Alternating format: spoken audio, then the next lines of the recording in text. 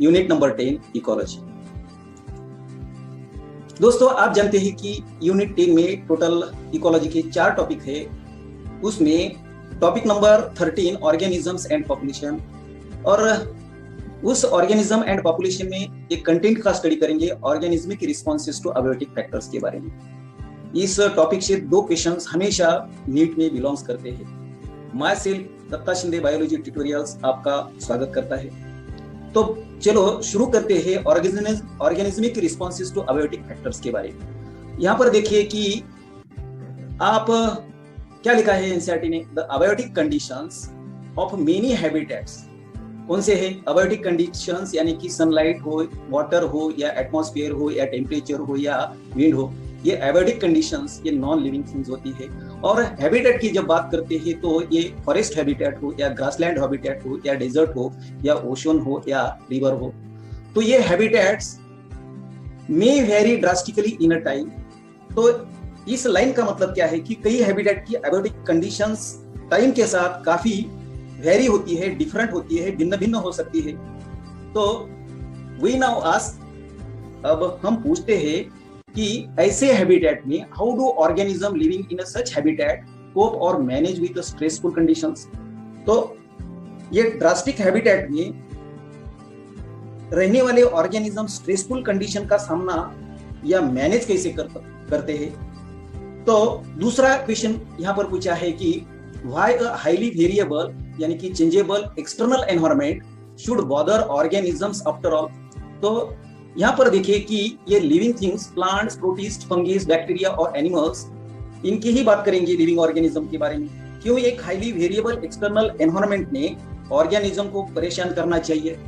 तो next line में कहा है कि one would expect that during the course of millions of years of their existence यानी कि ऑर्गेनिजम्स का existence, many species of organisms would have evolved a relatively constant internal environment यानी कि within body का environment, or that permits all biochemical reactions and physiological functions to proceed with a maximal efficiency and thus enhance the overall fitness of the species।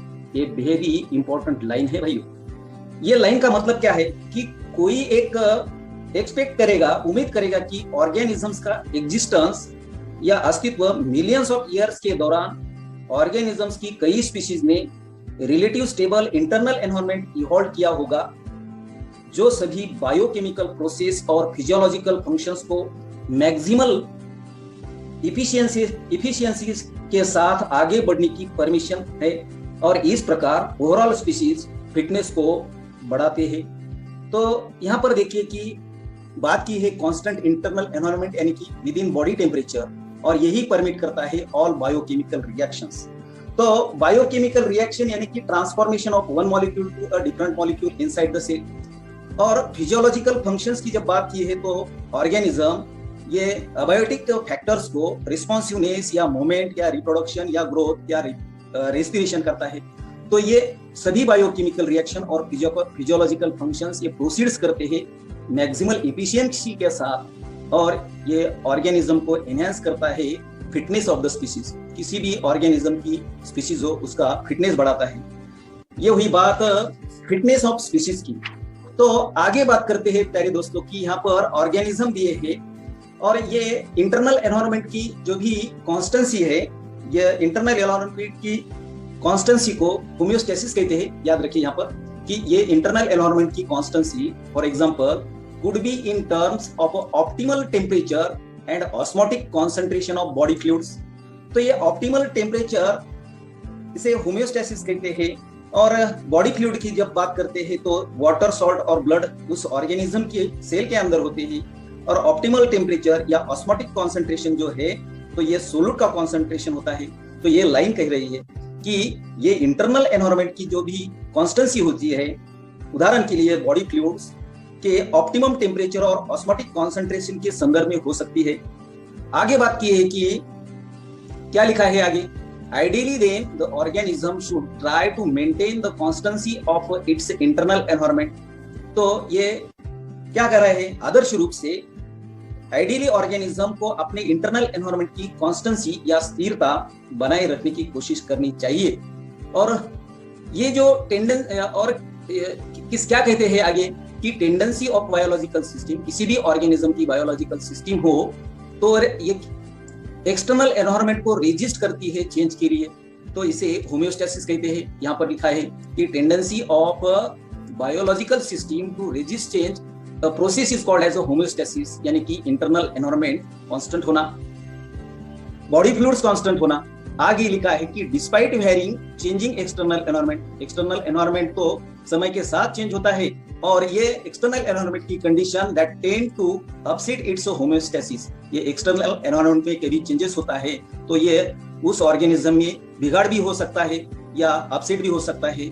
और इस जानने के लिए let us take an analogy to clarify this important concept. ये homeostasis जैसी important concept आपको clear करने के लिए आपको एनालॉजी की बात करनी चाहिए। क्या लिखा है एनालॉजी के बारे में, आप जानेंगे कि एनालॉजी यानी कि कई ऑर्गेनिज्म में फंक्शंस और स्ट्रक्चर सेम होते हैं लेकिन ऑर्गेनिज्म का ओरिजिन डिफरेंट होता है। उदाहरण के तौर पर मैं आपको बताऊंगा प्यारे दोस्तों कि आप कंसीडर करें कि मधुमक्खी करे या फ्लाई करे या मॉथ करे या बर्ड्स करे, तो तीनों की एनालॉजी या फंक्शंस और स्ट्रक्चर इसका उन्हें क्या होते हैं कि विंग्स होते हैं, और ये विंग्स डेवलप होते हैं independently as adaptations to common function flying के लिए। तो ये इनका ओरिजिन डिफरेंट होगा लेकिन स्ट्रक्चर और फंक्शन सेम होंगे, उसे एनालॉजी कहते हैं। तो यही तो बात एनालॉजी की उस ऑर्गेनिज्म में करनी चाहिए। तो आगे देखेंगे प्यारे साथियों कि आप यहाँ पर क्या लिखा है, suppose a person is able to perform his और her best when the temperature is 25 degrees centigrade and wishes to maintain it so even when it is a scorchingly hot or freezingly cold outside। यदि एखादी व्यक्ति 25 degree centigrade को अच्छी तरह से उनका best performance देती है, तो ये यदि 25 डिग्री से ज्यादा टेम्परेचर बढ़ता है या लो होता है बेहदी, तो क्या होगा, तो इट कुड बी अचीव्ड, ये भी अचीव कर सकता है कहाँ पर, होम में या उसके घर में या कार में वाइल्ड ट्रैवलिंग के दौरान, जहां पर भी वो व्यक्ति काम करता है work place, by using an air conditioner in a summer. तो यदि टेम्परेचर बाहर का एक्सटर्नल बढ़ता है तो ये artificially air conditioner summer season में लगा सकते हैं और ये हीटर भी विंटर के दौरान लगा सकते हैं। तो इनका ये आदमी बेस्ट देगा या उस पर्सन उनका बेस्ट काम करेगा। आगे क्या लिखा है कि देन हिज और her performance would be always maximal regardless of the weather around him और हर। तब उसका परफॉर्मेंस उसके आसपास का जो भी वेदर होता है, एम्बिएंट वेदर कहेंगे, तो उस वेदर में हमेशा ये मैक्सिमल उनका क्या होगा कि परफॉर्मेंस होगा। बात करेंगे हियर द पर्सन होम्योस्टेसिस, उस पर्सन का होम्योस्टेसिस यानी कि इंटरनल एनवायरनमेंट उन्होंने कंप्लीट किया है, इसके साथ नॉट थ्रू अ फिजियोलॉजिकल, शरीर के साथ नहीं किया लेकिन उन्होंने आर्टिफिशियल मींस ये यूज किए हैं।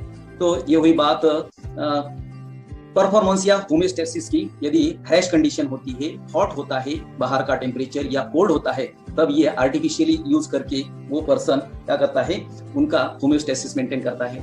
तो बात करेंगे कि क्या क्वेश्चन आपको एनसीईआरटी ने पूछा है प्यारे दोस्तों, क्या क्वेश्चन है, how do other living organism, बाकी ह्यूमन छोड़कर बाकी के living organism, how do other living organism cope with the situation, ऐसी एक्सट्रीम सिचुएशन को या स्कॉर्चिंगली हॉट या फ्रीजिंगली कोल्ड सिचुएशन को अदर लिविंग ऑर्गेनिज्म ऐसा मैनेज करते हैं। तो let us look at various possibilities.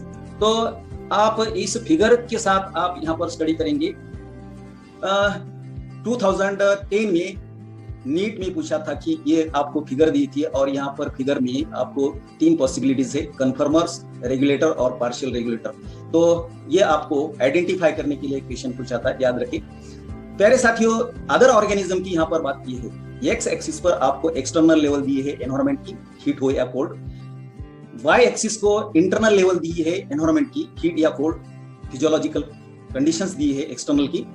तो यहाँ पर इस ग्राफ में देखिए कि आपको ये रेड लाइन जो दिखाई दे रही है रेगुलेटर्स की है, रेगुलेटर और रेगुलेटर्स कौन होते हैं, ओनली मैमल्स और बर्ड्स होते हैं। ये इनका टेम्परेचर कांस्टेंट या स्थिर रखते हैं। दूसरा है कन्फर्मर्स ये ग्रीन लाइन के साथ दिया है इस फिगर में। तो 99% प्लांट्स और एक्वेटिक एनिमल्स इन्वर्टिब्रेट जो भी होते हैं ये कन्फर्मर होते हैं। इस यहाँ पर देखिए कि एक्सटर्नल लेवल जब बढ़ती है हीट या कोल्ड की, तो इंटरनल लेवल भी उसी के साथ ये चेंज होती है। तो इसलिए इन्हें तो प्लांट्स को और एक्वेटिक इन्वर्टिब्रेट्स को क्या कहा है, क्या कहते हैं, कन्फर्मर्स कहते हैं। और कई ऐसे ऑर्गेनिज्म यहाँ पर देखिए कि इस ब्लू लाइन दी है, तो ये अभी देखिए एक्सटर्नल लेवल बढ़ते जा रही है और इंटरनल लेवल भी बढ़ते जा रही है। और कहाँ तक बढ़ रही है ये एक्सटर्नल और इंटरनल, एक स्पेसिफिक पोजीशन तक बढ़ी है, तो ये इसे पार्शियल रेगुलेटर्स कहते हैं। और इनका एग्जाम्पल है ग्राउंड स्क्वेरल और श्रीव जैसे छोटे छोटे एनिमल्स होते हैं। तो ये वेरियस पॉसिबिलिटीज आपको दी है, यहाँ से क्वेश्चन बिलोंग किया था 2010 में। आगे बात करेंगे यहाँ पर, ये आपको ये फ्लो चार्ट दिया है, अभी ये आप इसका अच्छी तरह से अध्ययन करें। Organismic responses to abiotic factors, आप अबायोटिक फैक्टर्स जानते हैं। तो होम्योस्टेसिस की बात की है इस कंटेंट में, तो steady state of internal physical and chemical conditions maintained by living organisms, उसे होम्योस्टेसिस कहते हैं। और दूसरी भी डेफिनेशन की बात करूंगा यहाँ, टेंडेंसी होती है ऑर्गेनिजम्स की, बायोलॉजिकल सिस्टम की, टू रेजिस्ट द चेंज, जो भी एक्सटर्नल चेंज होता है उसे रेजिस्ट करने की टेंडेंसी को होम्योस्टेसिस कहते हैं। साथियों, होम्योस्टेसिस ये दो कंटेंट से बनता है, थर्मो रेगुलेशन यानी कि टेम्परेचर और प्लस ऑस्मो रेगुलेशन यानी कि फ्लूइड बैलेंस, तो उसे तो होम्योस्टेसिस कहते हैं। और इस होम्योस्टेसिस के आधार पर कई ऑर्गेनिजम्स के टाइप्स दिए हैं होम्योस्टेसिस के आधार पर। तो ये पहले आपको इसके पहले क्लिप में देखा था कि रेगुलेटर्स ये परफॉर्म करते हैं होम्योस्टेसिस, यानी कि सभी मैमल्स और बर्ड्स के रेगुलेटर्स होते हैं। दूसरा है कन्फर्मर्स, इन्हें होम्योस्टेसिस नहीं होता, ये एक्सटर्नल लेवल बढ़ती है तो इंटरनल लेवल भी बढ़ती है, तो होम्योस्टेसिस नहीं होता। और 99% एनिमल्स और प्लांट्स ये क्या करते हैं, ये कन्फर्मर्स होते हैं। और पार्शियल रेगुलेटर की बात की है प्यारे दोस्तों, कि पार्शियल रेगुलेटर इसे कहते हैं चेंजेस देयर बॉडी टेम्परेचर, ये ऑर्गेनिज्म उनका बॉडी टेम्परेचर चेंज करते हैं, कहाँ तक, सर्टन लेवल तक, या एम्बिएंट टेम्परेचर जब होता है, आसपास का टेम्परेचर होता है या कोल्ड होता है, सर्टन लेवल तक की ये बियर कर सकते हैं। But when temperature continues increase होता है, तो ऐसे they are not able to maintain constant body temperature, ये एबल नहीं करते कांस्टेंट बॉडी टेम्परेचर। तो ये कौन होते हैं, ये हमिंग बर्ड्स या श्रीव जैसे छोटे एनिमल्स होते हैं। तो ये हो गई बात पार्शियल रेगुलेटर की, आगे भी बात करेंगे इसकी। तो यहाँ पर नेक्स्ट देखेंगे कि साथियों टाइप्स ऑफ ऑर्गेनिज्मिक रिस्पॉन्सेस, ये 4 रिस्पॉन्सेस की बात की। तो अबायोटिक फैक्टर्स, जो भी हीट हो या कोल्ड हो या वाटर हो या विंड हो, तो ये अबायोटिक फैक्टर्स होते हैं। ऑर्गेनिजम्स उससे अबायोटिक फैक्टर को कैसा रिस्पॉन्स करते हैं, तो कौन से होते हैं ये organismic response, regulate, confirm, migrate और सस्पेंड, ये 4 ऑर्गेनिज्मिक रिस्पॉन्स है और इनकी ही चर्चा विस्तार रूप से करेंगे। प्यारे दोस्तों, कि रेगुलेटर्स जो है पहला, some organisms are able to maintain, किस लिए क्या मेंटेन करते हैं, कि होम्योस्टेसिस मेंटेन करते हैं। कैसे, फिजियोलॉजिकल, सम टाइम बिहेवियरल भी ये रिस्पॉन्स करते हैं। तो फिजियोलॉजिकल यानी कि कौन से रिस्पॉन्स होता है, रेगुलेशन होता है, तो फिजियोलॉजिकल जो भी रिस्पॉन्स होते हैं, तो आप जानते हैं कि यहाँ पर देखिए कि उसके ऑर्गन्स ने किए जो भी किया रिस्पॉन्स करता है वो फिजियोलॉजिकल होता है। और बिहेवियरल की बात करेंगे तो बास्किंग यानी कि धूप में सेकना, या श्रीविंग यानी कि ठंडी में ये गर्म कपड़े पहना, ये तो होम्योस्टेसिस से मेंटेन करता है। Means which ensure constant body temperature, इससे तो कांस्टेंट बॉडी टेम्परेचर मेंटेन होता है, कांस्टेंट ऑस्मोटिक कॉन्सेंट्रेशन भी मेंटेन होता है। ये हुई बात ये रेगुलेटर्स की। और प्यारे दोस्तों, आपने पहले ही पढ़ा है कि ऑल बर्ड्स और मैमल्स ये रेगुलेटर्स होते हैं, और इसके साथ कई फ्यू लोअर वर्टिब्रेट्स भी रेगुलेट करते हैं ये इंटरनल एनवायरनमेंट, वो भी होम्योस्टेसिस मेंटेन करती है। कई इन्वर्टिब्रेट भी, इन्वर्टिब्रेट्स की स्पीशीज भी ये मेंटेन करती है होम्योस्टेसिस। ये are indeed capable to such regulation, ऐसा रेगुलेशन सिर्फ बर्ड्स और मैमल्स करते हैं ऐसा नहीं, बाकी के लोअर वर्टिब्रेट और इन्वर्टिब्रेट भी ये रेगुलेशन का काम करते हैं। और यहाँ पर लिखा है कि क्या लिखा है कि इवोल्यूशनरी बायोलॉजिस्ट जो भी होते हैं तो बिलीव करते हैं success of mammals is largely due to ability to maintain a constant body temperature and thrive whether they live in Antarctica और सहारा डेजर्ट। तो ये जो भी बर्ड्स होते हैं या मैमल्स होते हैं तो उनका सक्सेस जो भी होता है, तो इवोल्यूशन के दौरान ये स्पीशीज ने एनवायरमेंटल कंडीशन रेगुलेशन करने की एबिलिटी डेवलप की है, लेकिन केवल ये बात सक्सेस की है मैमल्स की और बर्ड्स की। तो आप देखिए यहाँ पर कि ये थर्मो रेगुलेशन का जो सेंटर होता है कि ब्रेन के यहाँ पर ब्रेन में हाइपोथैलेमस में होता है, और इस लाइन में लिखा है कि इवोल्यूशनरी बायोलॉजिस्ट ने बिलीव किया है मैमल्स का सक्सेस क्यों है, तो ये सहारा डेजर्ट हो या अंटार्कटिका, वहां पर ये क्या करते हैं, होमोस्टेसिस वहां पर भी, उस जगह पर भी एक्सट्रीम कंडीशन में भी रेगुलेट कर सकते हैं, करते हैं। आगे देखेंगे प्यारे दोस्तों। साथियों यहाँ पर देखिए कि mechanism used by most of the mammals to regulate the body temperature are similar to ones that we humans use, ये लिखा है।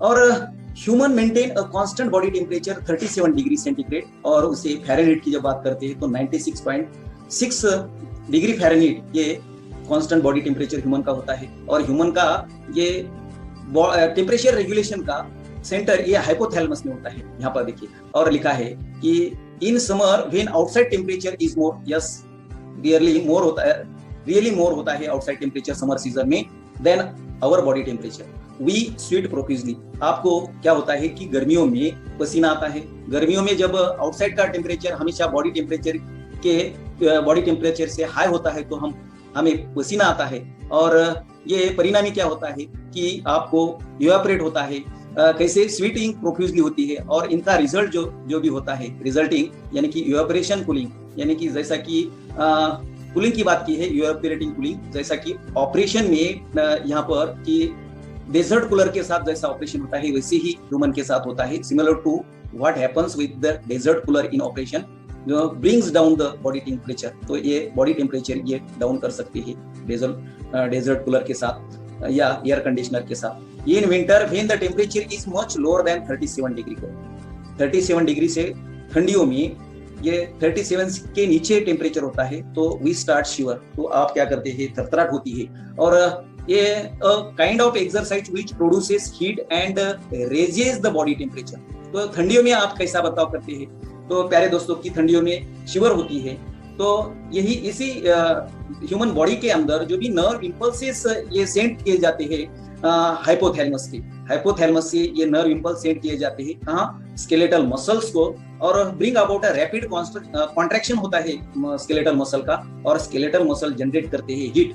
तो shivering therefore helps raise the body temperature, यही यहाँ पर लिखा है। आगे देखेंगे कि plants do not have such mechanism to maintain the internal temperature. तो प्लांट्स तो इंटरनल टेम्परेचर मेंटेन नहीं कर सकते क्योंकि उन्हें ऐसी सिस्टम मैकेनिज्म नहीं होता। ऑर्गेनिज्म मेंटेन होमोस्टेसिस कैसे, फिजियोलॉजिकल एंड बिहेवियरल मींस पहले ही कहा था। तो यहाँ पर बात करेंगे कन्फर्म्स की। तो यहाँ पर लिखा है, इस फिगर में देखिए 99% plants, aquatic animals, invertebrates homeostasis नहीं करते।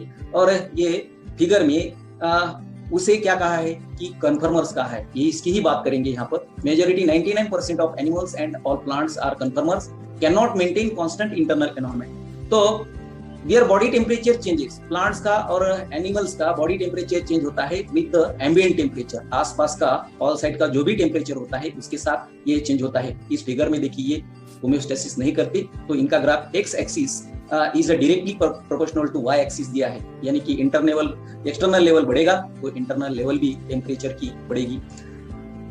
आगे क्या लिखा है, in aquatic animals the osmotic concentration of body fluids changes with that of the ambient, कहाँ, ambient air, water, osmotic concentration, यही तो बात यहाँ पर की है इस फिगर में।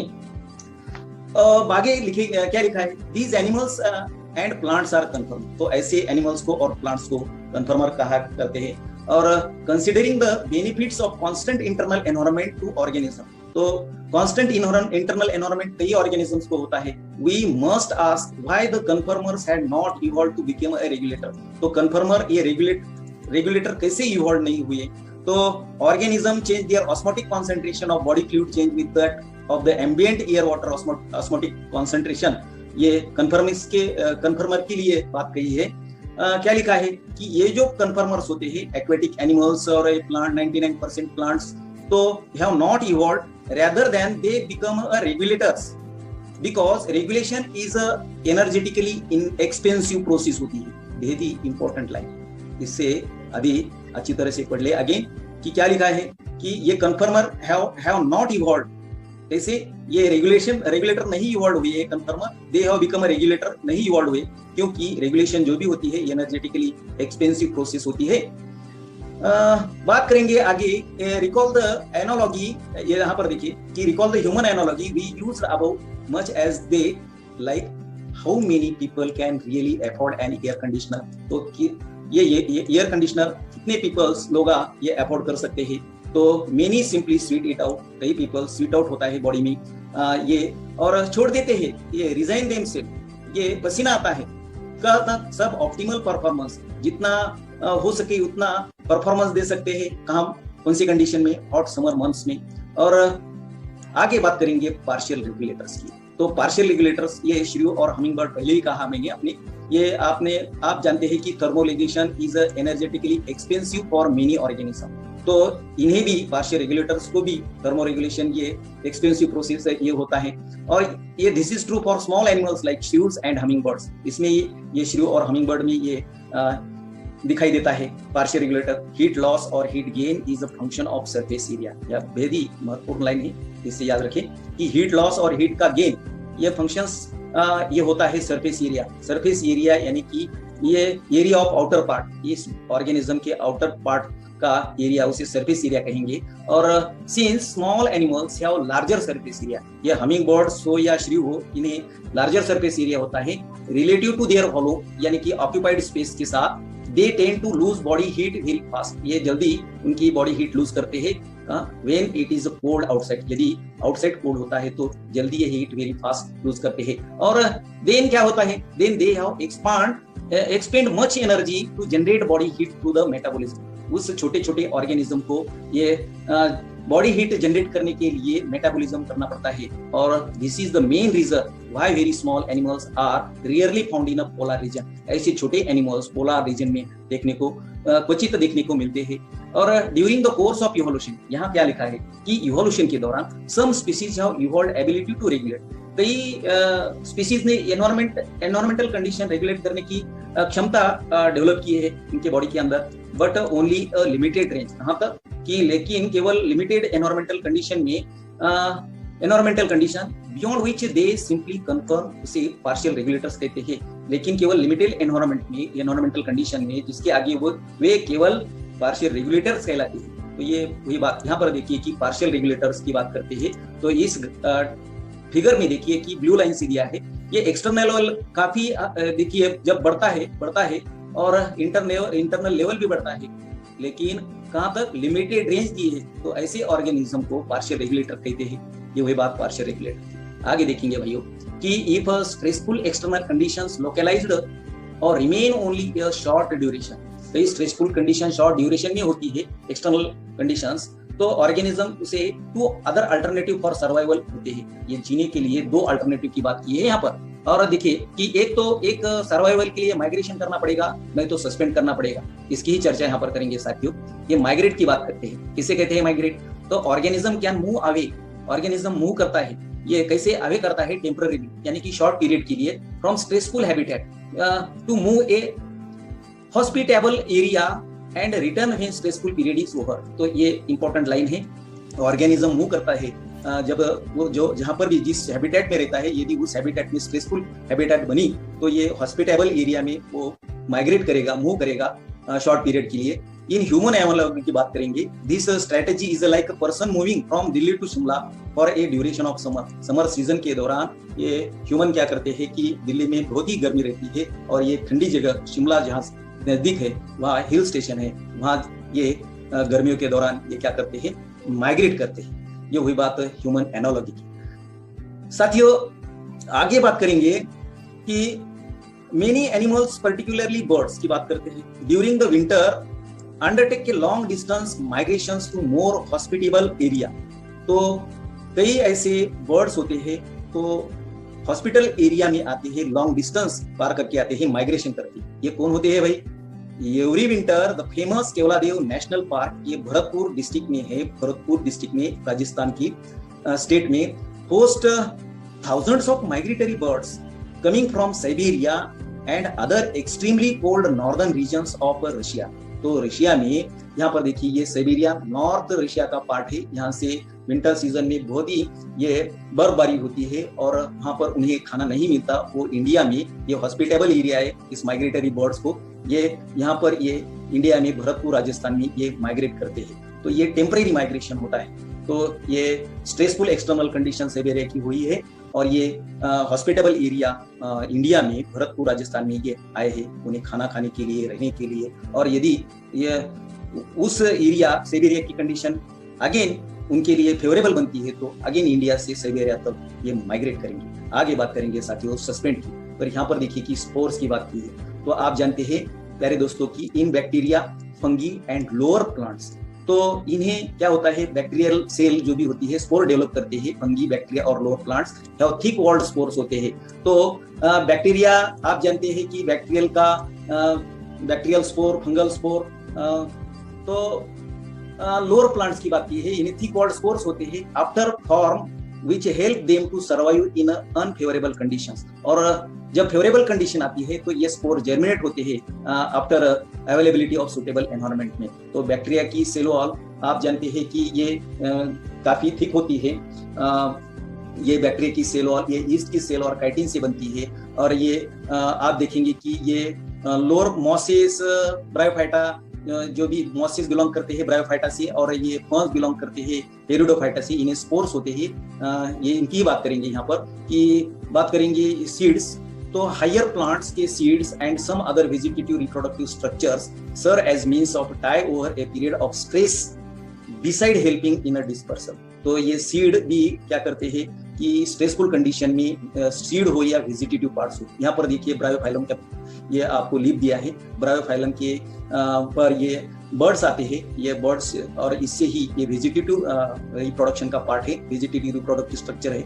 और ये दिया है अपुंशिया का स्टेम दिया है, आपको लीफी लाइक स्ट्रक्चर दिखाई देता है लेकिन ये लीफ नहीं होते, ये स्टेम होते हैं। और अपुंशिया के जो भी थॉर्न्स होते हैं ये लीफ थॉर्न्स में मॉडिफाइड हुए। और क्या लिखा है कि stress helping in a dispersal, तो they germinate to form a new plant under favourable moisture and temperature condition. तो जब फेवरेबल कंडीशन आएगी तो कई प्लांट्स के वेजिटेटिव पार्ट्स और सीड्स ये क्या होंगे कि ये डिस्पर्स करेंगे। आगे क्या लिखा है कि they do so by reducing there metabolic activity. तो सीड की बात की है तो सीड ये क्या करेंगे, मेटाबॉलिक एक्टिविटी उनकी रिड्यूस करेंगे, पीरियड ऑफ नॉन ग्रोथ कहते हैं। और मेटाबॉलिक एक्टिविटी जब रिड्यूस करते हैं तो कहाँ जाते हैं, एक स्टेट होती है उसे डॉर्मेंसी कहते हैं। साथियों डॉर्मेंस की बात करते हैं तो अवॉइड फ्रेश विंटर में एम्ब्रियो डेवलप के लिए डॉर्मेंसी जरूरी होती है। और टाइम फॉर डिस्पर्सल के लिए भी ये डॉर्मेंसी महत्वपूर्ण होती है, याद रखना वेरी इंपॉर्टेंट है। आगे देखेंगे प्यारे साथियों कि animals the organism if unable to migrate, कई एनिमल्स माइग्रेट नहीं कर सकते, might avoid the stress by escaping in a time. कैसा ये इनकी माइग्रेट नहीं करती, स्ट्रेसफुल कंडीशन को ये कैसा फेस करते हैं। तो यहाँ पर देखिए एक बात की है avoid the stress, unable to migrate animals के लिए हिबरनेशन, विंटर स्लीप कहते हैं। यहाँ पर देखिए यहाँ पर ये आपको बियर दिखाई दे रहा है। और क्या कहा है, the familiar cases of bears going to hibernation during the winter, जब विंटर में लो टेम्परेचर होता है। और that is the example of escape in a time animal rest in a warm places. तो ये वार्म प्लेसेस में ये यहाँ पर देखिए कि बियर की बात की है तो बियर ये हिबरनेशन में जाते हैं। और आगे बात करेंगे एस्टिवेशन की। ये तो माइग्रेट नहीं कर सकते ये बियर जैसे एनिमल्स। और एस्टिवेशन को समर स्लीप कहते हैं। और समटाइम्स स्नेल्स एंड फिश, क्या बात की है, कई स्नेल्स और फिशेज जो होते हैं वो इनटू एस्टिवेशन, तो किस लिए, टू अवॉइड द समर, यानी कि हाई टेम्परेचर अवॉइड करने के लिए। रिलेटेड प्रॉब्लम्स ये भी होते हैं, हीट और डिसिकेशन यानी कि सूखना या ड्राइनेस कहेंगे उसे, तो इसे एस्टिवेशन कहा करते हैं। Aestivation help avoid damage from high temperature in summer season, और hibernation help avoid damage from low temperature in winter season. याद रखना, ये भी नीट में एक बार पूछा है। और एनिमल्स रेस्ट इन कूल और शेडी प्लेसेस, मॉइस्ट प्लेसेस, ये बात की है ये एस्टिवेशन की, यानी कि समर स्लीप में ये कूल और शेडी प्लेसेस में, मॉइस्ट प्लेसेस में कौन जाएंगे, ये स्नेल्स और फिशेज जाएंगे। यहाँ पर देखिए आपको स्नेल का पिक्चर दिया है। तो ये हुई बात समर स्लीप की और एस्टिवेशन की। आगे देखेंगे साथियों कि बात करेंगे डायापॉज की। तो डायापॉज किसे कहते हैं, डायापॉज ये फिजियोलॉजिकल स्टेट है ऑर्गेनिज्म की अंडर अनफेवरेबल कंडीशन। कई जूप्लैंक्टन स्पीशीज जो भी होती है तो कहाँ पर पाई जाती है, जूप्लैंक्टन स्पीशीज लेक्स में पाई जाती है, पॉन्ड्स में भी पाई जाती है। तो ये स्ट्रेसफुल कंडीशन में या अनफेवरेबल कंडीशन में डायपॉज में जाते हैं। डायपॉज क्या होता है? ए स्टेज या पीरियड ऑफ सस्पेंडेड डेवलपमेंट, इनकी डेवलपमेंट ये स्टॉप करते हैं, सस्पेंड करते हैं। डायपॉज ये डॉर्मेंसी ये इंसेक्ट में भी होता है, ज़ूप्लैंक्टन में भी होता है। प्रोडक्शन ऑफ ड्यूरेशन एग्स कहेंगे, एनकैप्सुलेटेड होते हैं एग्स इनके ये अनफेवरेबल कंडीशन में, और ये ड्राई आउटसाइड फ्रीज करते हैं। Hatch once in condition are favourable, यदि फेवरेबल कंडीशन इन्हें मिलती है तो ये क्या होते हैं? ये हैचिंग होती है इस एग्स की। तो ये ज़ूप्लैंक्टन में आपको डायपॉज देखने को मिलेगा, कई इंसेक्ट में भी दिखाई देता है। यहाँ पर एग्जांपल दिया है टेरपोज स्टिंग्स की बात करेंगे। ये देखिए, ये उनका एग्स दिखाई दे रहा है। आउटर साइड उन्होंने ये क्या है कि थोड़ा सा हार्डन बनाते हैं, सूखना नहीं देते इंटरनल एम्ब्रियो या उनका एग्स हो। तो इनकी जब हैचिंग कब होती है? तब फेवरेबल कंडीशन आती है, ये पानी की फेवरेबल कंडीशन उसे नहीं लगती है, तो ये क्या होंगे? हैचिंग होंगी। और ये एग्जांपल है टैडपोल स्ट्रीम्स का, तो ये बाद में ये क्या होंगे? मैच्योर होंगे। ये हुई बात इसके साथियों डायपॉज की। तो ये याद रखना, diapause is the physiological state unfavourable condition zooplankton में पाई जाती है। स्टेज या पीरियड ऑफ सस्पेंडेड डेवलपमेंट होती है एग्स की या एम्ब्रियो की भी होती है। प्यारे दोस्तों, यहाँ पर आप स्टॉप करेंगे। इस वीडियो को अंत तक देखिए, लाइक करें, शेयर करें। Thank you for watching.